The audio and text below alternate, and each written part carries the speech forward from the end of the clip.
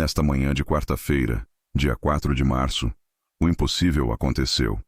E Brasília sentiu o chão tremer debaixo dos pés. O mundo inteiro acompanha em tempo real a Operação Epic Fury, anunciada por Donald Trump contra o Irã. E o Brasil, sim, o nosso Brasil, entrou no epicentro de uma crise diplomática sem volta. Fica comigo até o final, porque a conexão que eu vou fazer nos últimos minutos deste vídeo é a que o sistema mais teme que você enxergue. Aqui é o Pátria Sem Filtro, e eu vou te explicar o que está acontecendo com detalhes que a grande mídia prefere enterrar. O que eu vou te mostrar agora é o retrato de um sistema que, quando percebe que o cerco fechou, faz o que sempre fez. Entra em modo de pânico, de fuga e de desespero. Porque depois da nota oficial do Itamaraty condenando os ataques dos Estados Unidos e de Israel ao Irã, a leitura em Washington foi direta e sem rodeios. O governo Lula escolheu um lado, e não foi o lado do Ocidente.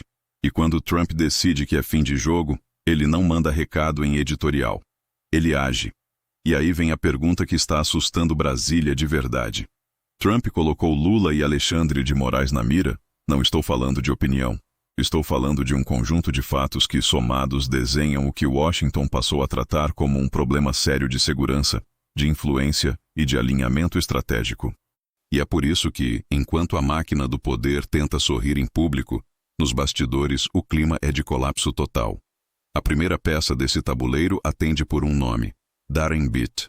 Confirmado. O governo Trump colocou Darren Bitt como peça central para a política relacionada ao Brasil. Um homem que já descreveu Alexandre de Moraes como o arquiteto de um complexo de censura e perseguição. Esse tipo de nome não entra numa engrenagem dessas por acaso. É recado, é pressão, é estratégia calculada. E quando um assessor com esse perfil entra no jogo, o sistema entende a mensagem na hora.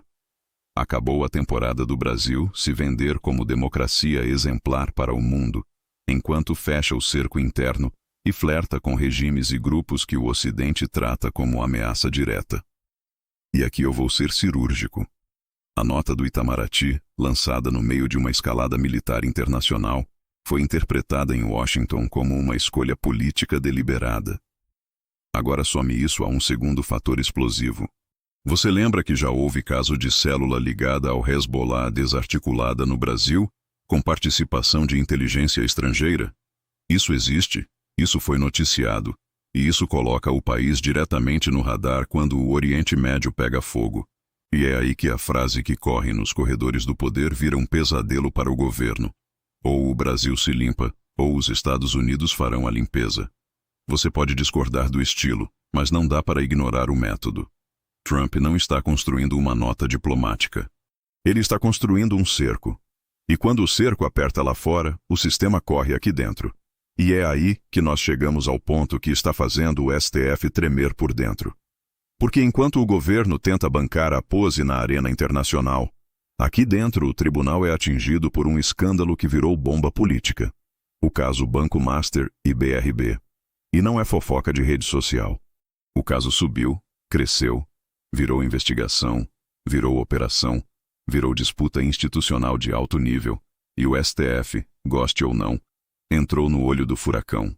O que mais chama a atenção é que o assunto não ficou restrito ao mercado financeiro ou à Polícia Federal. Ele encostou no coração do poder. Dias Toffoli saiu da relatoria do caso após o aumento da pressão e do desgaste público, e a própria imprensa internacional, além de diversas agências de notícias, apontou o tamanho do estrondo institucional. Agora preste atenção, porque o que vem a seguir é o detalhe que o sistema não queria que chegasse às ruas. Enquanto esse escândalo avançava, surgiram reportagens sobre contratos milionários envolvendo o escritório de advocacia da esposa de Alexandre de Moraes com o Banco Master. Isso foi parar no noticiário nacional e internacional, alimentando o que a rua chama sem rodeios de promiscuidade entre dinheiro e poder.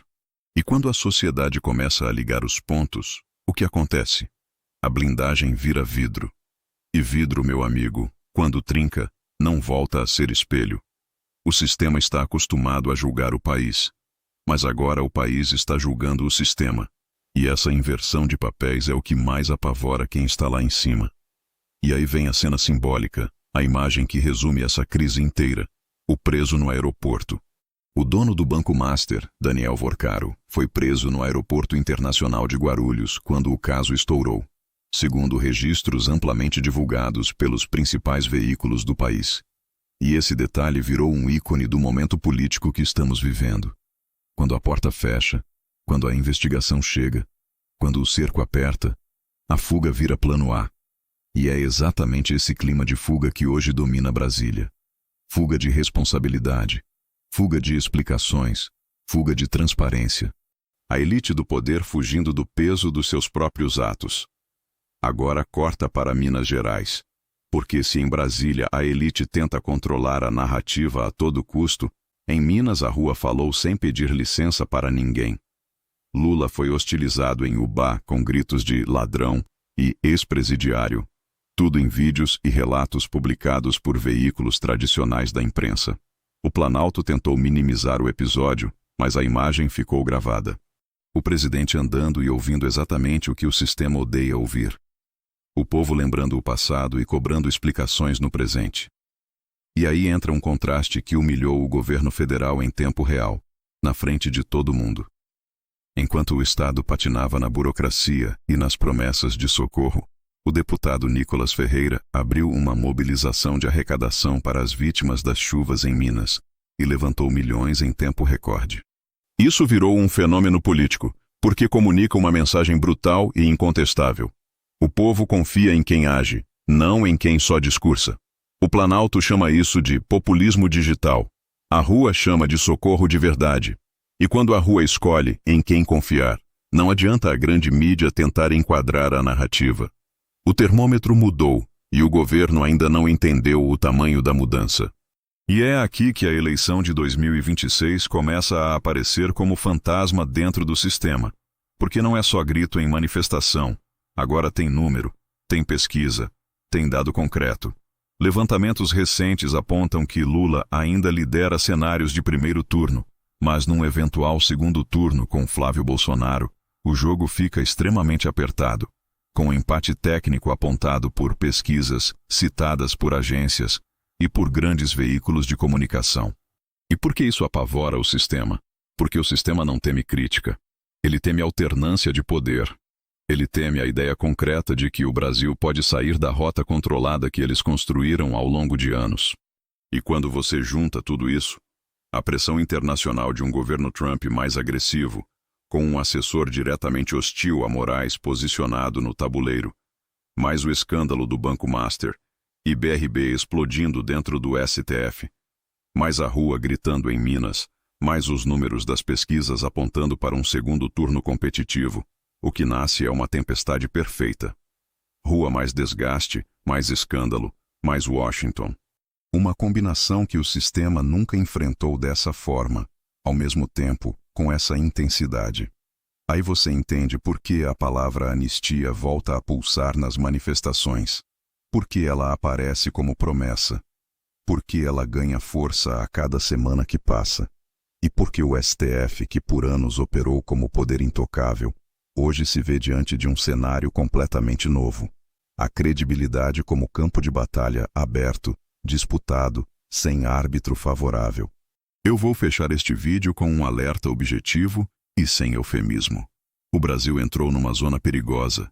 Quando política externa vira ideologia, quando crise interna vira blindagem e quando a população começa a desconfiar de quem está no topo do sistema, o país caminha para um ponto em que qualquer faísca vira incêndio. Trump já deixou claro ao mundo inteiro que está disposto a subir o tom no tabuleiro internacional. O Itamaraty escolheu uma posição pública em meio a essa escalada, e agora vai ter que responder por essa escolha. E o STF vive uma tempestade com o caso Master BRB estourando na cara do tribunal, sem que haja como esconder. Então eu te pergunto, olhando direto no seu olho, patriota, você acredita que a pressão de Trump, a fúria das ruas e os escândalos que só crescem serão o começo do fim desta engrenagem que domina o Brasil? Escreve nos comentários agora. Eu quero ler a sua análise. Eu quero debater com você. Deixa o like, compartilha este vídeo com quem ainda não viu. Porque a informação que o sistema quer suprimir é exatamente aquela que mais precisa circular. Até o próximo plantão.